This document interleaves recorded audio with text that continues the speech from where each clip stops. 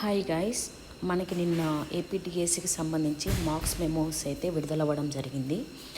So ఇక్కడ మనకి ఇవైతే ఫైనల్ రిజల్ట్స్ అయితే కాదు, మనకి ఏపీ స్పోర్ట్స్ కోటాకు సంబంధించి లిస్ట్ వచ్చాకే మనకు ఫైనల్ సెలక్షన్ లిస్ట్ అయితే రావడం జరుగుతుంది.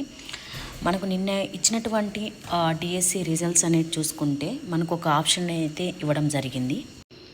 టెట్కు సంబంధించి ఏవైనా మార్క్స్ మనకి రాంగ్గా చూపిస్తూ ఉంటే మనము హాల్ టికెట్ నెంబర్ ఎంటర్ చేయగానే మన డీటెయిల్స్ అనేవి రావడం జరుగుతుంది. మనకు అక్కడ మనము రీఎంటర్ చేసుకోవడానికి అక్కడ అవకాశం అయితే మనకి ఇవ్వడం జరిగింది. ఈ అవకాశం అనేది మనకు ఈ నెల 13వ తేదీ వరకు మాత్రమే అందుబాటులో ఉంటుంది. కనుక ఎవరైనా కనుక మీ మార్క్స్ అనేవి రాంగ్గా ఎంటర్ అయి ఉంటే ఎడిట్ చేసుకోండి. ఇవి 13th వరకు మాత్రమే మనకు అవకాశం ఉంటుంది. తర్వాత మనకు ఎడిట్ ఆప్షన్ అనేది చూపించదు.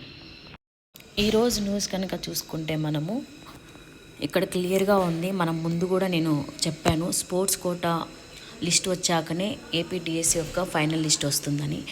సో మనకి ఇక్కడ కూడా క్లియర్గా చెప్తున్నారు, స్పోర్ట్స్ కోటా వివరాలు అందిన తర్వాత తుది ఎంపిక జాబితా ప్రకటిస్తామని వివరించారు.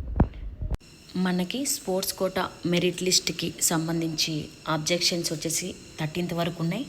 అండ్ డిఎస్సికి సంబంధించి కూడా 13th వరకు మనకు అబ్జెక్షన్స్ అనేటివి ఉన్నాయన్నమాట. అంటే టెట్ మార్క్స్ సంబంధించి ఏవైనా ఎడిట్ ఆప్షన్ అనమాట.